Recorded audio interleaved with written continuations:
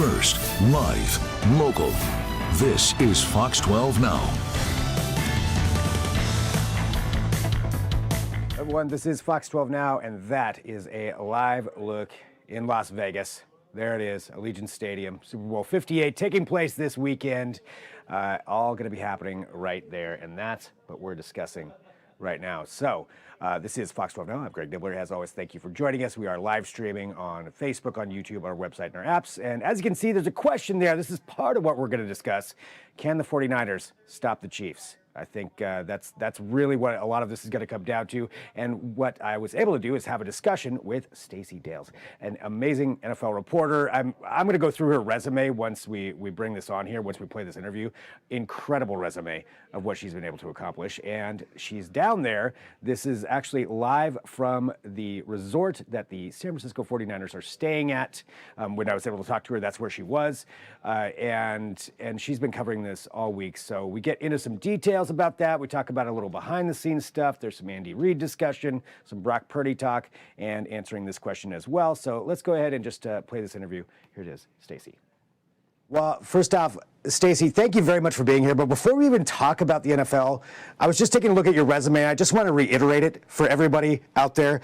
Two-time Big 12 Conference Player of the Year, third overall pick into the 2002 NBA draft, member of the 2000 Canadian Olympic team. That's just like three tiny things on this giant list of accomplishments you have. You're impressive.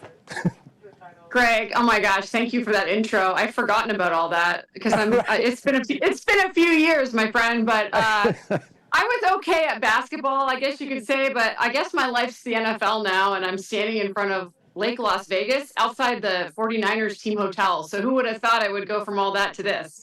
Right? I mean, but that's a pretty good transition there into two different careers. But yeah, talking about that, so you're at Lake Las Vegas, so that's the 49ers hotel. I admit, just before we even got on air, I didn't know there was a Lake Las Vegas. So, but nonetheless, that's where you're at. It does look pretty beautiful back there. Right there, Greg. So I want to get in and talk about the game, but what's your week like, for the Super Bowl, just as a reporter, as a broadcaster? It's really intense. So I arrived here in Las Vegas on Sunday, and I have been with the 49ers all week, which entails opening night, of course, on Monday, and then the sort of ensuing media availability every night at roughly 4 o'clock local time. So moving past that Monday night. So every day on air, Monday through Sunday and Super Bowl Sunday, as we get ready for this game. And we're talking like long days, but that's what the Super Bowl is, and that's part of the grind, and it is a spectacle. I will tell you, having a Super Bowl in Las Vegas, it feels like a Super Bowl because of all of the lights, the whistles, the horns, the pizzazz. It's really a spectacle here in the city. Right. I mean, that's a lot all coming together. I can't imagine that you're getting really any sleep. I try. I am one of those who I'm not going out anymore, man. I gotta stay. I gotta stay at the hotel, get my room service, and make sure I'm ready to go in the morning, because the whole lead up is. I don't change your routine either. The whole lead up is for Super Bowl Sunday against with these two teams, and we're expecting an incredible game. Yeah, well, and talking about the game, so looking forward to this, obviously. Chiefs, 49ers, getting in there. What are some of the key elements that you're looking at for this? Well, there's so many storylines. Obviously, this is a rematch of the 2019 season between these two teams, right? And the Chiefs were the victors in that game, but neither team is the same now. I think if you're the 49ers, you're actually more talented now, and perhaps the most talented team on the field, but you are facing two future first ballot Hall of Fame players. Forget Andy Reid for a second, in Patrick Mahomes and Travis Kelce. And so there's so much conversation around that and getting through those two that you're almost the underdog if you're the 49ers. But again, they are riddled with talent on both sides of the football, and they're a completely different team than they were in the 2019 season. If the one thing I would tell you that players have learned from that game is you better not quit for 4 quarters, because if you recall that game, I believe in the 4th quarter, they were down with 7 minutes to go. They were down 10, I believe it was, Greg, and up. The Niners were up at that point, and it was the Chiefs that came back to beat them. So you got to play for 4 quarters, and 60-minute football has to be real and an important aspect of winning Super Bowl 58 on Sunday. And that's the thing. I mean, coming down to that with the Chiefs, you mentioned 2 first ballot Hall of Famers, Patrick Mahomes. There's no denying the guy can play in those clutch moments, and has come up with it time after time after time. Every time you think they're down, he will come back and win. So even with all of this talent that the Niners have, do you think they have enough to overcome Mahomes and even just the Mahomes-Kelsey connection or any of his other weapons? I do. I think offensively they were the most explosive offense in the NFL all season long. I mean, they led the league in explosive plays. What are explosive plays? Those are runs of 10 or more yards. They're pass plays of 20 or more yards.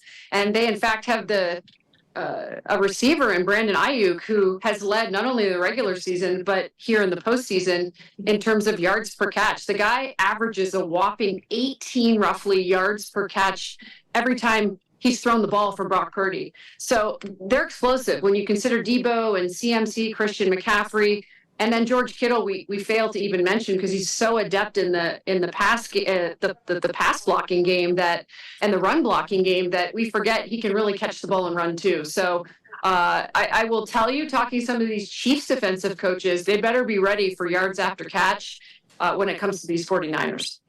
And, you mentioned all those weapons that they have on there, but when it comes to Brock Purdy, certainly a lot of conversation around him, whether or not he really is as good as advertised or whether he's a system quarterback. You see all the debates, on Twitter and everywhere else. Yeah. But honestly, what is your opinion, being there, seeing them, following along with this, much closer than a lot of us do? Is Brock Purdy the real deal? He is the real deal. When you watch the tape, you can see it. You can see the accuracy, the processing. But then when you talk to his coaches and his teammates, it really does come to fruition. It all comes together. There's so many ways to describe why he's the real deal. In the conversations I've had, whether it be with quarterbacks coach Brian Greasy or some of the other assistant coaches on the roster, even Kyle Shanahan, he's just incredibly mature. Anthony Lynn, who is the team's assistant head coach and running back coach, said for somebody of his age to be that professional so quickly, he said, I've never seen a quarterback that professional and that mature so quickly. We're talking, really, Greg, he's only played for a year and a half. He took over in the 22 season in week 13 against Miami. So it's a smaller sample size, but it's because every single week, as Kyle Juszczyk told me, their fullback, as he described it to me this week, when you go out and you show it and you prove it week in and week out for the period of time that he has, you have nothing but trust and respect for him. And again, it goes back to that maturity that he has. And he actually plays and prepares like he's a 10-year vet in the NFL. And that's after an injury, too, that he had, even rehabbing from that and coming back. I mean, yeah, it's really impressive, even with all the other players that he's got there on that team.